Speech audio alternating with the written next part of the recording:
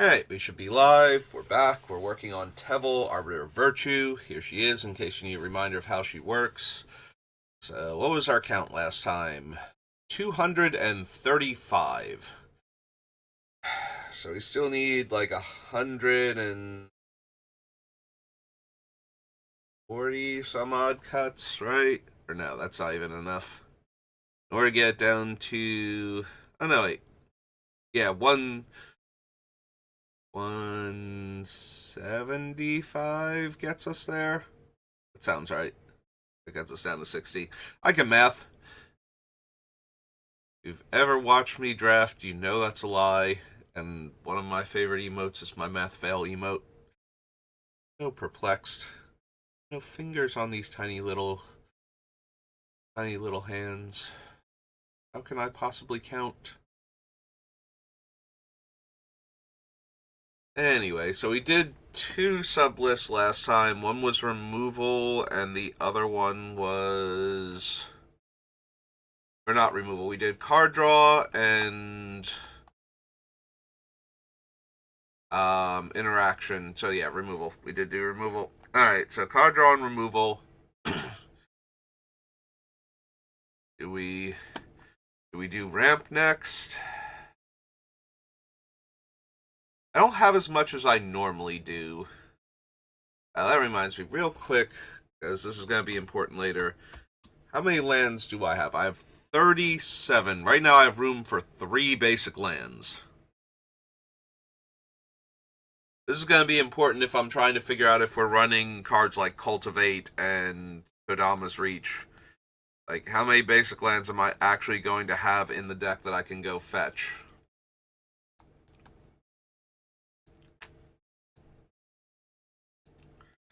Alright, so far, all the normals, duels, and fetches. Juka Bog, Opulent Palace, Sunken Hollow, Fetid Pools, Fable Passage. Well, Fable Passage is out if we only have room for 3.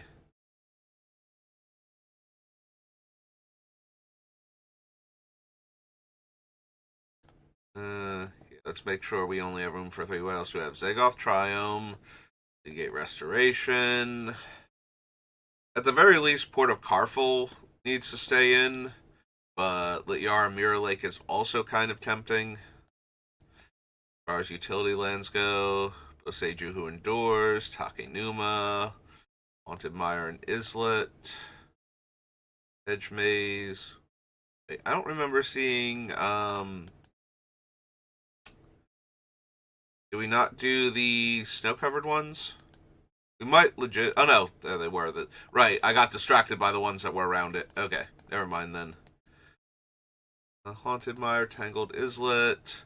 All 3 of those. Stry's Village. Prismatic Vista. Command Tower. The Black Gate, maybe we can lose, but yeah, I think we need to get rid of Prismatic Vista and...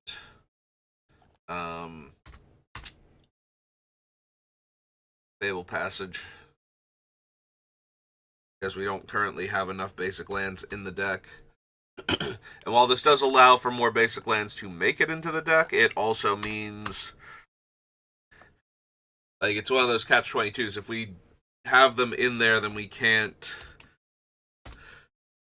run them because we don't have enough basics. So that gives me 5 basic lands to work with. Yeah, maybe we cut, like, the Mirror Lake or something, but that's still only 6. Mirror Lake might be able to go, the Black Gate might be able to go, but I kind of want like 10 basic lands at that point for the fetches.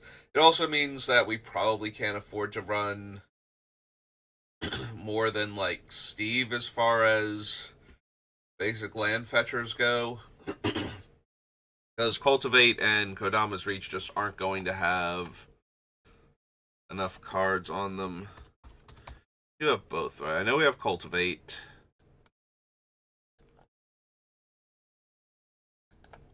And Kodama. No, I didn't even bother putting Kodama's Reach on the list. Alright, so we go down to 234, lose Cultivate.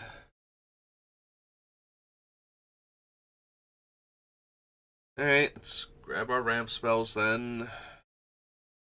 Got to work with. Oops. Damn it. There we go. Did it. Only took 3 tries. I guess the way the deck is built, Stone Calendar is ramp. Lure.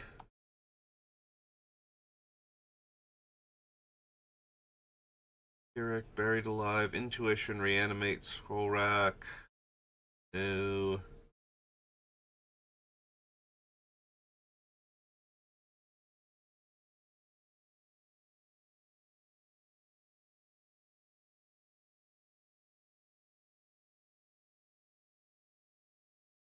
No. No, none of you are ramp. Crucible is just guaranteeing I hit my land drops for the most part. Doesn't actually help me play any extras.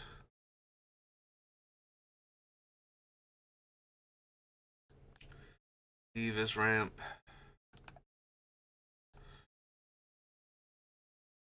Farseek.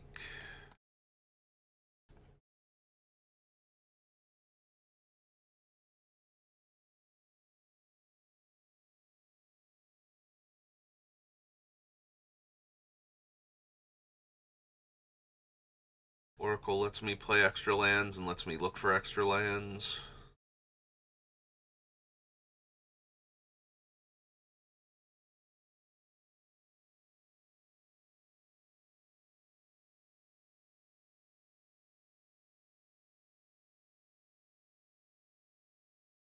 Nope. Wizard Blood. Sonic Rift, Grave Betrayal, Deathbridge Chant.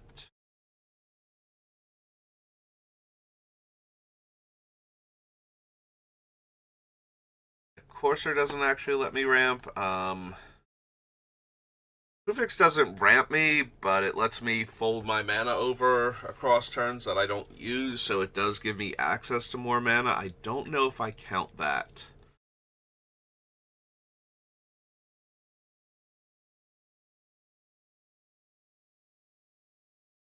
It's kind of like counting Coalition Relic, but only for the mana that it can make on subsequent turns after you charge it. Like, it doesn't add any. Like, if it didn't add any mana itself, it could only do the charging thing.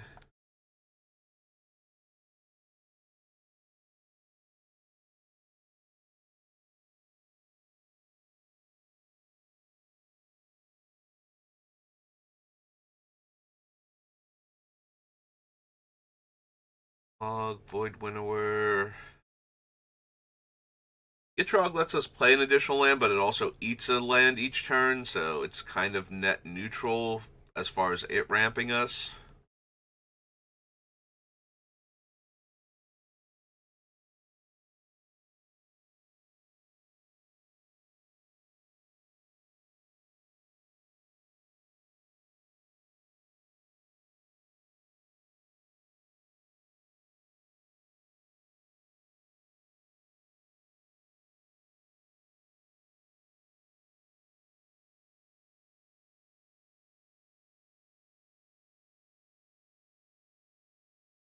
And none of these get us any extra mana. I suppose the big thing about not having that much ramp in the deck is that our commander is supposed to be ramping us. I mostly need stuff that will get Teval online faster.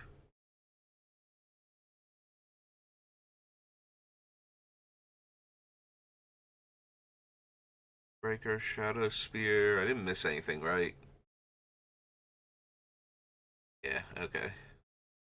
Just double checking. Because I was thinking about, how we can ramp with Tevel effectively and what I have to get Tevel out faster while trying to look at these. And it's like, wait a minute, did I read all of those and actually check for ramp? Because I'm not sure that I did.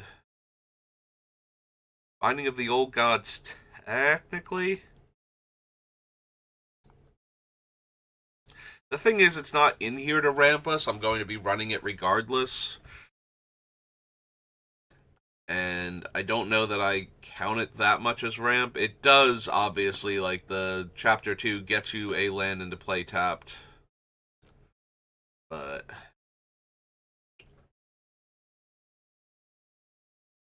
it's not cheap enough that I'm going to count it as land ramp and cut other things. And it's not in here for the land ramp, so I guess for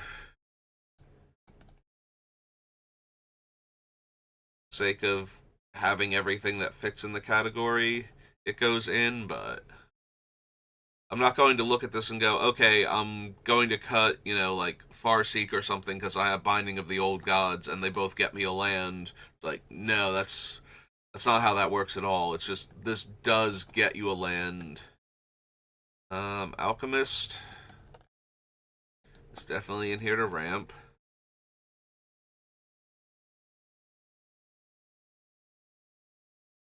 Lands put in my graveyard gets a 1/1 counter. Yeah, it doesn't give me any extra land plays, so even if it gets land back to my hand, it's still not ramping me. It's just making sure I don't miss land drops on future turns.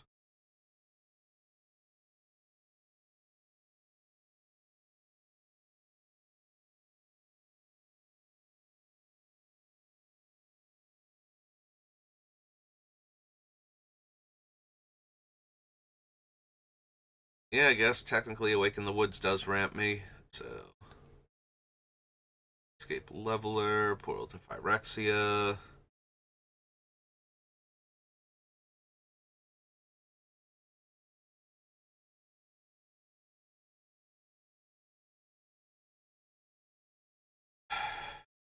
Collector's Vault, kind of.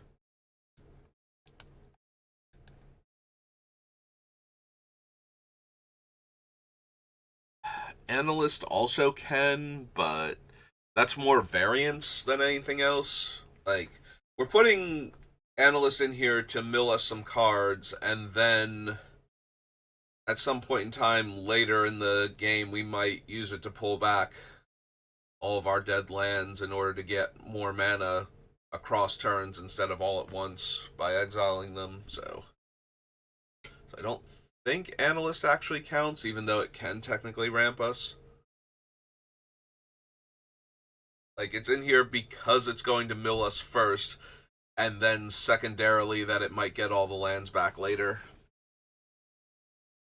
It's a self-mill card with some added utility. Basically, similar to Thought Scour and Mental Note, the purpose that it serves.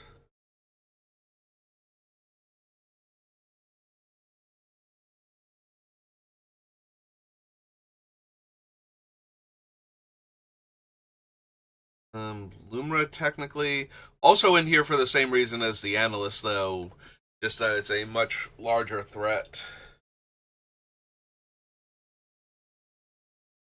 It does its thing, but also costs a lot more. So I don't know that I would count Lumra as ramp for the same reason. It's not guaranteed to ramp me, and it's in here primarily to mill me first and get lands back as a secondary thing. So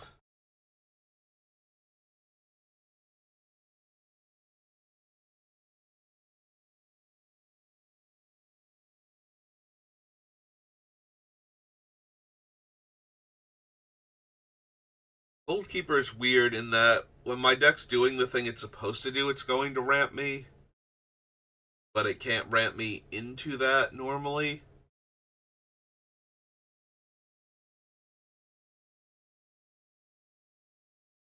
I have Teval listed as 6. Teval's 5. Yeah, okay. I'm like, Teval is 5, right? Why is that a 3? I don't know. Clearly I mistyped somewhere, or was being silly and thought she was a 6-drop. Because she's a 6/6 flying dragon, set themed around dragons, and they have never done that as the stat line. Certainly. Um, Suppose I count Goldkeeper. It is definitely in here to generate mana when I'm doing my thing, and it is possible for it to generate mana before Teval is online, although that is highly unlikely unless we're missing our 5th land, that this is going to be the thing that gets Teval down. Like, we are more likely to just be able to play a land and cast Teval on 5, but it is a 4-drop and it can make mana, so... And should be making mana because of the way our deck works. Revisits his ramp.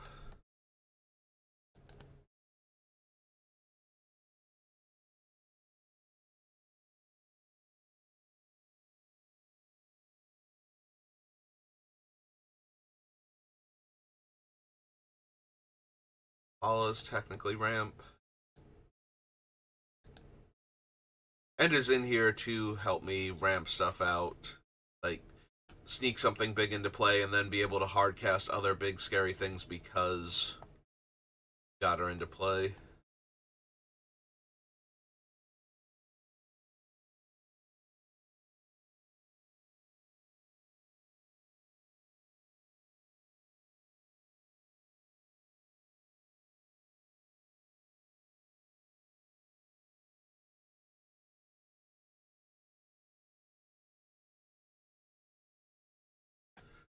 Signet is ramp. Dead, Siege Behemoth, Marin.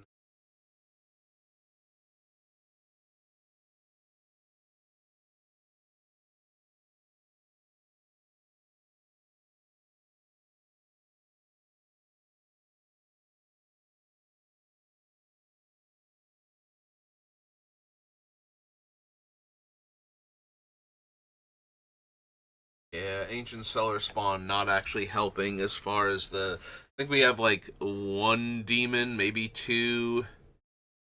We have other horrors. I don't even know what they are off the top of my head. Actually, we have more than 1 demon, right? We have Rune Scar on the list and somebody else. The Surveil Demon with all the hands.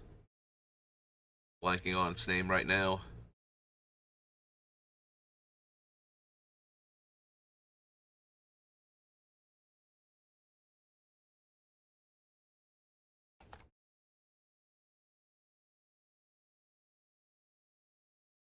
Yeah, Tell's Judgment is kind of in the same boat as the Karu Goldkeeper. In that since I'll be exiling stuff from my graveyard fairly often, I should be ramping with it if I need to.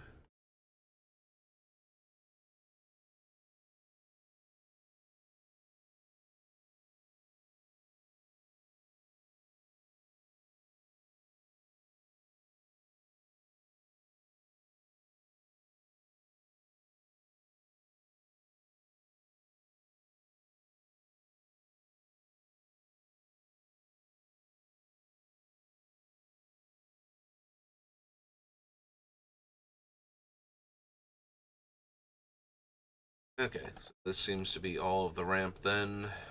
Oh wait, hang on. More cards. Nope, okay.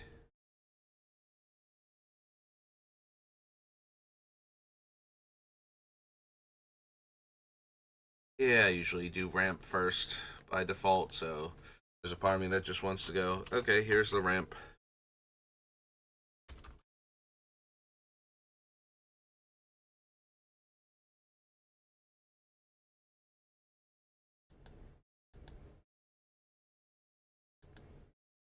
There we go. There's Soul Ring. All the way at the bottom. Really Soul Ring. For Steve.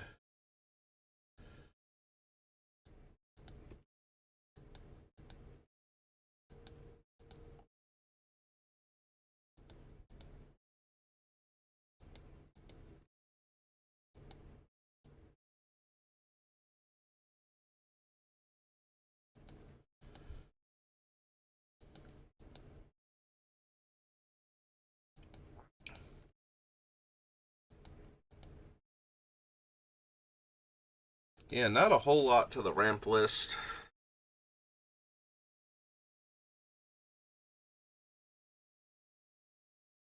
I feel like the cards I can cut from it are all the ones that take a little bit of setup. Like, I don't think we can cut Soul Ring, Nature's Lure, Steve, Farseek. Like, we're gonna keep all of those.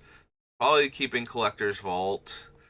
Um, Teval's Judgment will stay in for different reasons, like the other modes on it, and the fact that I can make treasure is just an extra thing. Um, yeah, the stuff I can cut is like Awaken the Woods if I decide I don't want to have the things that gain me life when a creature enters in order for these to be like better. Like the landfall gain a life effects and the creature fall essentially gain life effects are both a lot stronger with a card like this, but similar to Exsanguinate, I have to be able to take the hit first and then gain back all the life, so I can only do it for as much as I can safely do it for without dying. So it's not like if I'm at 12, I can exile 20 cards from my graveyard and fire this off and gain 40 life back. Kind of have to do it for, if I'm at 12, I need to do it for 9. And, only gain like 18 life back after taking the hit for 11. So that's if I'm falling behind in life total and I get this spell. And cutting it is kind of contingent on whether or not I'm keeping the other cards it interacts with, because once those start going, then Awaken the Woods stock just immediately crashes, and we can cut it. So yeah, while it's good to have the list of ramp spells, the cheap, efficient ones are so few that I don't want to cut any of them. And the more expensive ones are more contingent on, well, am I cutting the things that interact with them to make them better ramp spells going to stay? Because as soon as I start cutting those, then obviously they're not ramping me as well anymore and need to go also.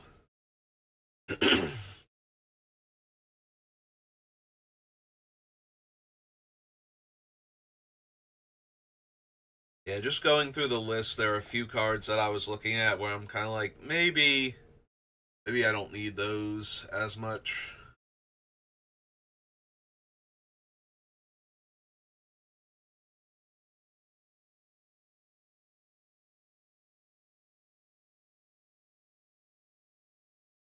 Yeah, I don't mill myself as often as I thought I would. I definitely have a bunch of cards that do mill, but it's like there's one card that mills me a bunch, not like a whole lot of cards that mill me a little bit. So if I don't have like one of these 6 or 7 cards that mills me a whole bunch going on, then some of the rad counter cards aren't as good.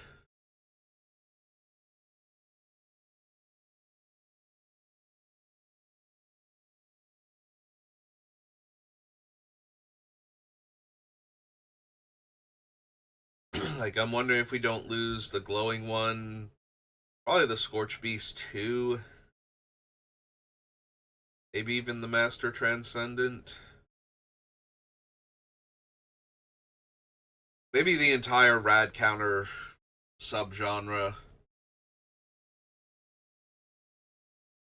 Because yeah, while I do mill myself, I mill myself with like again like 10 cards or something in the entire deck, and they're like huge bursts of mill for the most part. We do have a few minor mill a card effects, but I'm mostly trying to like traumatize myself or Jace Memory Adept to mill myself 10 or to the Baelmerk or something.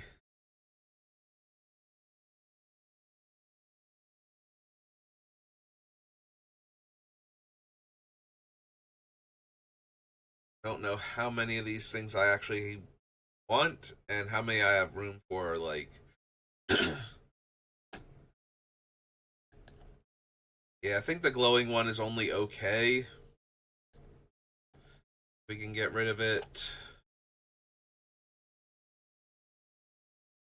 We actually probably lose the Master and Wise Mothman. Scorch Beast is the only one.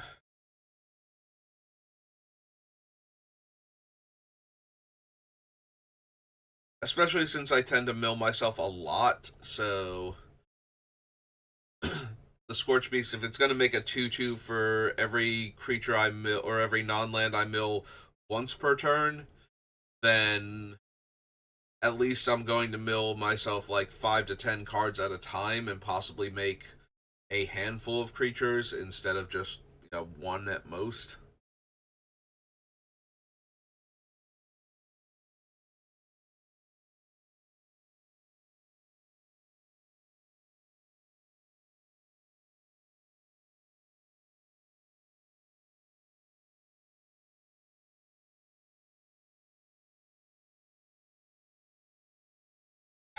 Yeah, I think we lose the other two. I don't think they're as good. Some of the other stuff we have going on. Yeah, the Scorch Beast maybe might still get cut, but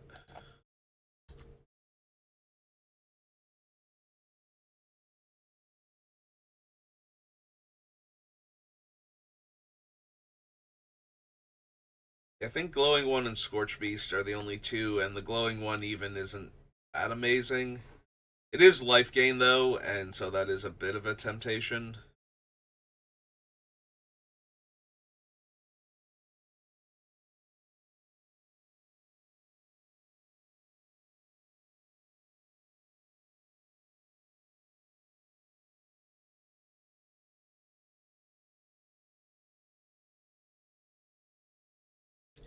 That's true.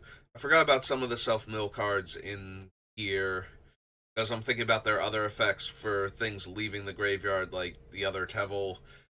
Kind of forgot about. Although, honestly, Colossal Grave Reaver might go just because it's so expensive.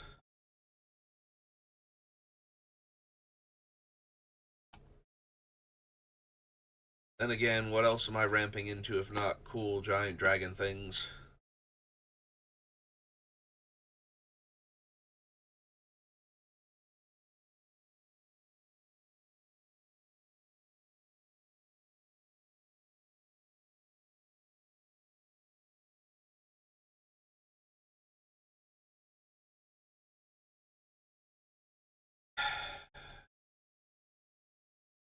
Looking at Camber,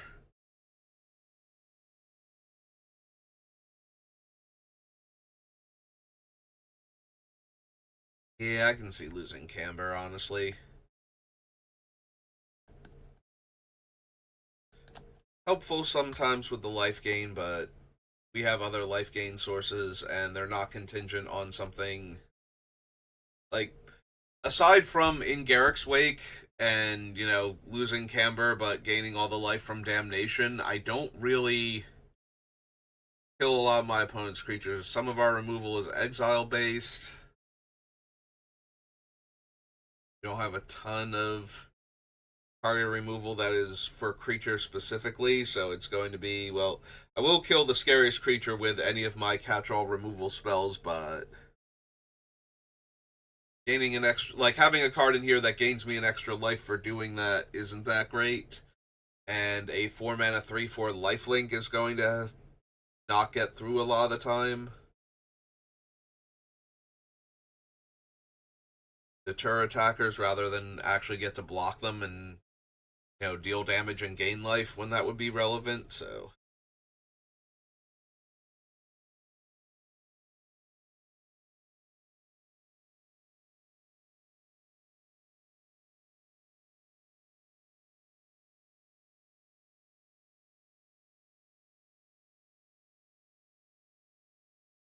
yeah, I probably don't Wake the Dead. I'm debating Siege Behemoth.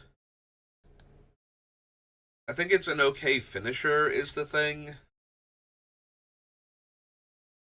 since I'm going to win with combat damage a lot of the time. Or a massive exsanguinate, but I feel like combat damage is the most likely way I win a game with this deck. Being able to force through damage seems fine.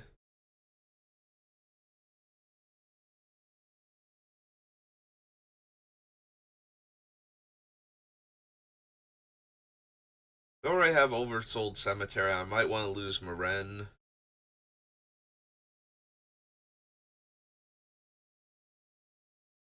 Marin, however her name is pronounced.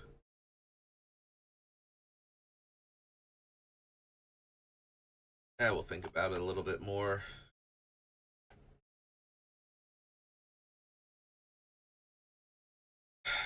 Probably don't need Kodama. Like, Kodama is fine. Like, I cast one big thing, and then if I have another thing that's slightly smaller, I can get it into play, but I think that is still pushing it to have gotten the Kodama and the next big thing, and then the thing after that into play, as opposed to just playing the first big thing and then the next big thing.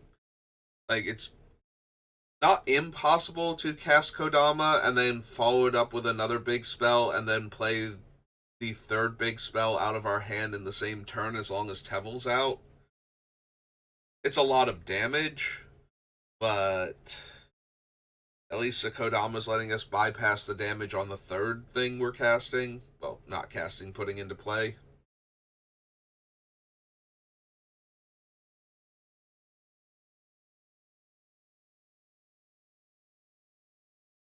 Yeah, we probably don't need the Kodama. And I need to make a lot of cuts anyway, so.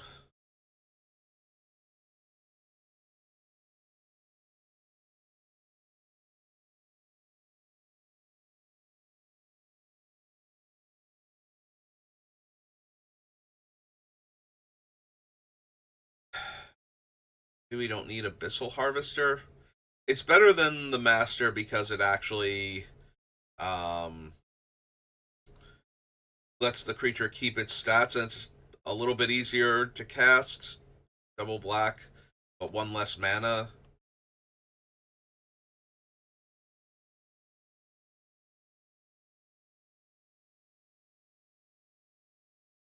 I will leave the Harvester in for right now, but I can also see cutting the Harvester because of the same reason as the Master. But the Harvester also is more versatile. It doesn't care how the creature went to the graveyard, as long as it went there this turn.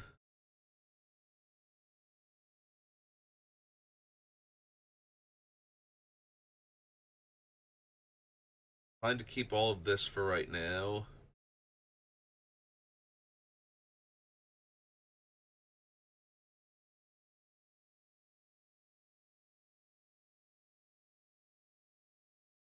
Do we still want Ugin? We wound up with not as many artifacts, I feel like. I need to double check and see how many colorless spells we actually have.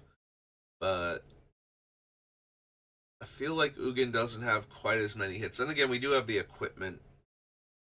So maybe he still does. Have to see. Probably keep Teval, being the commander and all.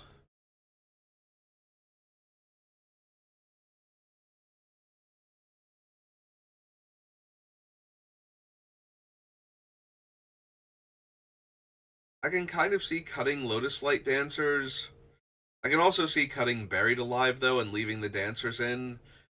And the reason for that is Buried Alive can hit um, our colorless creatures, but Lotus Light Dancers can entomb anything of the appropriate colors. So if there's a non-creature card I want to get in the graveyard, the Lotus Lights are better. I need to see how many things I might want to put in the graveyard that aren't creatures, besides something like Eternal Witness, where it's like, yeah, I should put this in the graveyard so that way I can Ewit it back. Effectively Demonic Tutor for it.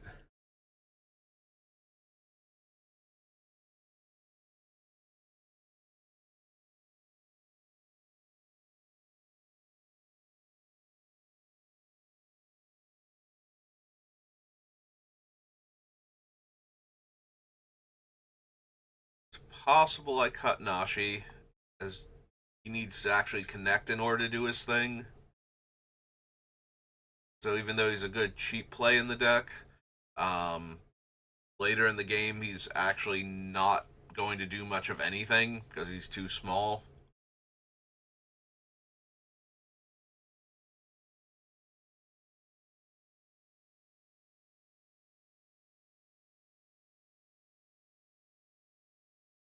Chalk outline once per turn, and I forgot that also. I know I've put it down as a card, but did I forget the this ability triggers once per turn thing? No, I did not. Okay. That makes me a bit more inclined to keep it then. I'm so used to cards like that having that bit of text on them. Yeah, still inclined to keep Rise.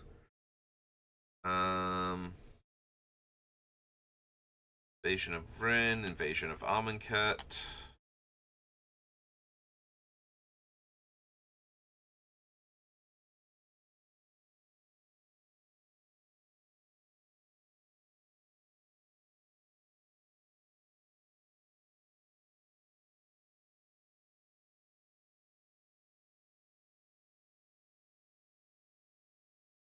Oh wait, did I already cut Runescar Demon? I might have already cut Runescar Demon in favor of just keeping the Hoarding Brood Lord in the deck.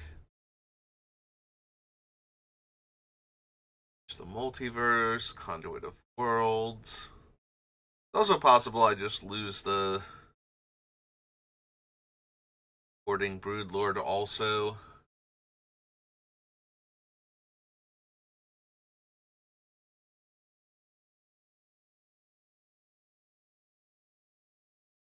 Yeah, I have plenty of cheap tutors. Probably don't need the Brood Lord.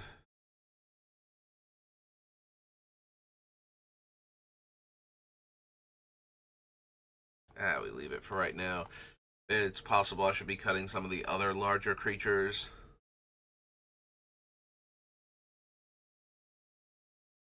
Being Sholdred.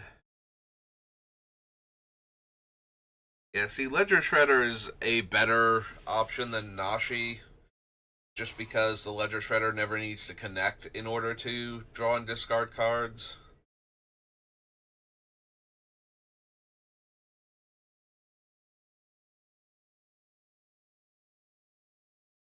Yeah, honestly, Nashi probably can go. Only because he's not good once the game has been going on for a while. Like, I don't want to top deck him super late in the game. Alright, so back up to New Capenna. Keep all of these for right now.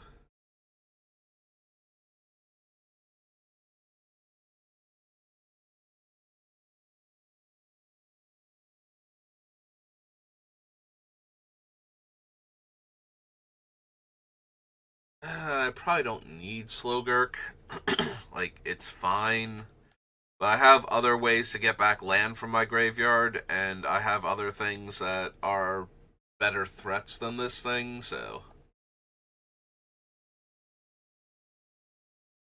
Alright, we're up to 8 cuts now.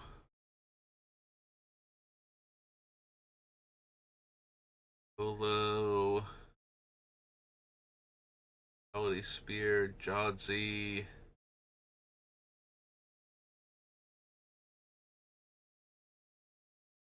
I'm a little curious with Volo how many different things I have. Like, when do I need to get rid of creatures because there's going to be an overlap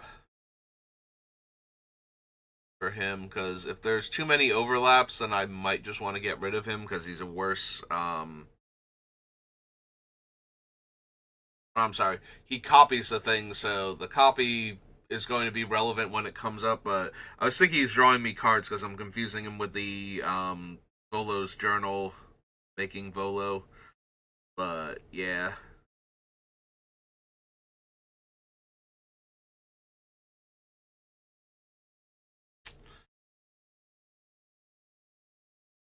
I suppose since he's a lot better when he triggers, it's just a question of how much overlap do I have.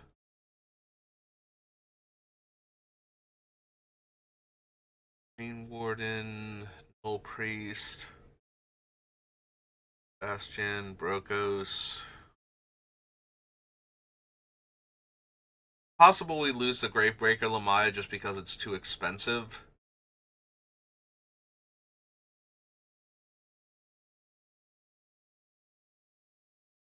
Conrad, Oko, Emery.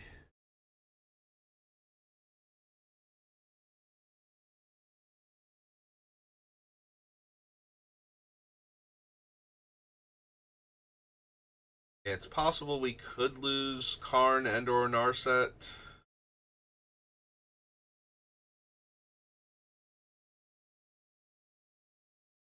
So lose the bonds.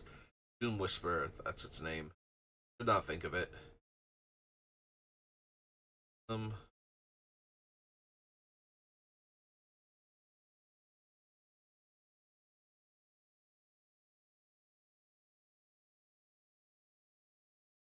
yeah, we keep Muldrotha for right now. Muldrotha's kind of in a weird spot. Like, on the one hand, we're putting tons of stuff in the graveyard, so her abilities are always going to be relevant. On the other hand, we might have to eat half the cards she can play in order to play the other half of the cards, and then we don't have anything left in the graveyard, so.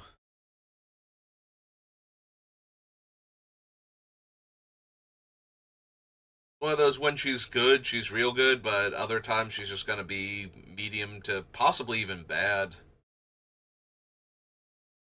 Like, we won't have the cards in the graveyard necessary to cast the spells if we're casting the spells from the graveyard, so eventually she's going to run into a problem where she's removed all of the fodder, or where I've had to remove all the fodder beforehand so she just doesn't do anything other than be a large creature. That probably eats a removal spell just because opponents have a knee-jerk reaction to killing Muldrotha. Which, to be fair, it's Muldrotha. It's kind of what should happen.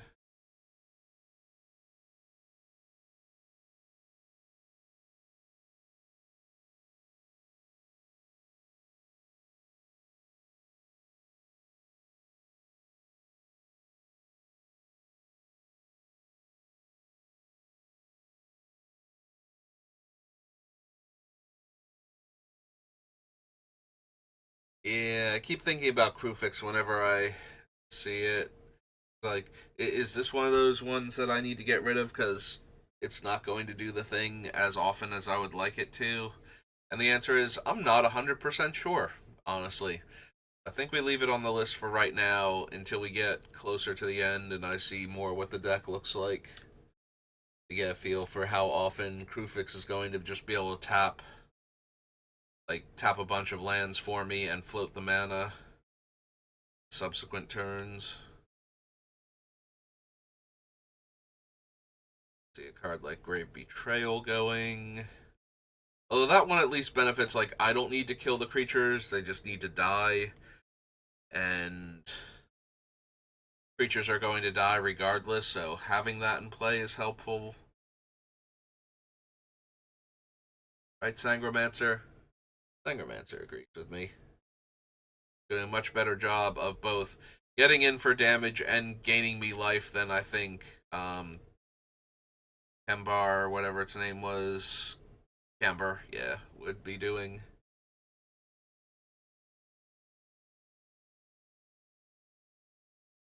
Works, Wormcoil Engine, Platinum Empyrean, Nighthawk.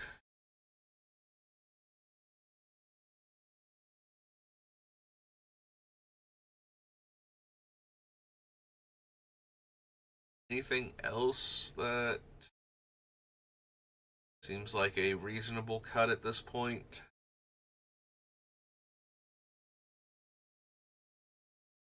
Yeah, I think this is less going over the sub list and more just coming back to it after not streaming for a day. Yeah, I had a bunch of yard work to do yesterday. Not get to streaming.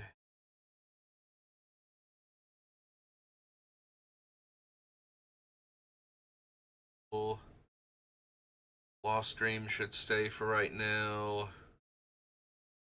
And nail probably still stays.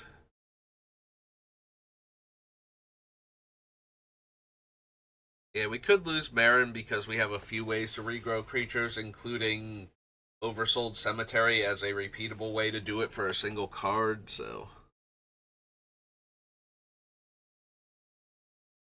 Traumatize and Tomb.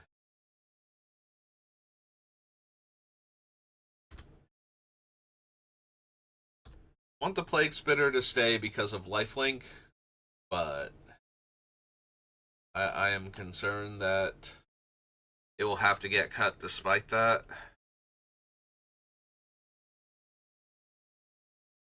And at that point, if I'm that enamored with this thing having lifelink, I'm wondering if we shouldn't have Thrashing Wumpus or something. Like another living mass damage spell. We could attach lifelink to and just gain tons of life. I think Pestilence Demon might be a bit too far. Because of the huge casting cost and the fact that we have to give it lifelink at that point if we're ramping it out with Teval. Otherwise, we're just hemorrhaging life to have this thing out. But if we do have a way to give it lifelink, then it just becomes so much more powerful. It can take way more damage than the other ones can.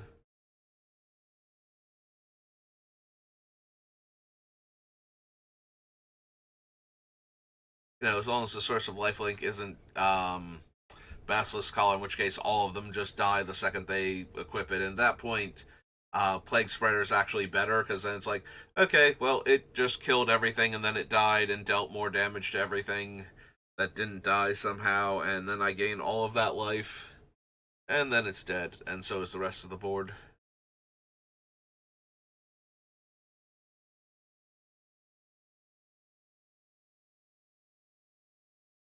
It'd still be Dance of the Dead.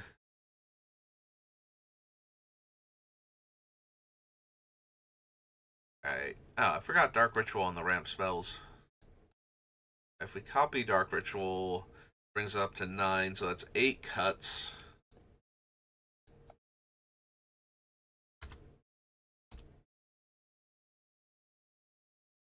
And close to the 50-minute mark, and I do feel like I'm slowing down, so we just call it there and pick back up hopefully tomorrow.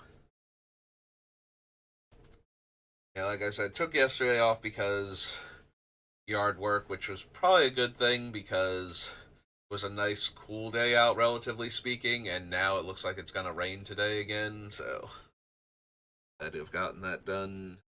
I did, but